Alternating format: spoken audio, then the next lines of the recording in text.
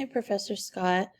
I have tried everything and I've watched all of your tutorials and I've read everything on the SJSU website about WebData Pro, and I don't know why I haven't been able to give my team members or our team that we're exchanging with access to edit the database or add records.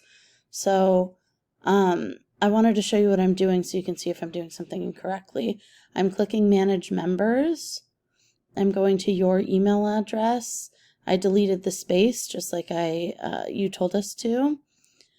I have the password as design. I have your name. I have giving you access to the earrings. And I have you adding records, modifying, or deleting. And I'm clicking Save Member Data. And then when I go back to the administration page, this is the URL that I'm sharing. Am I doing something wrong? Because when I click here and I try to do it in an incognito window, this is what's happening. And if I type in your username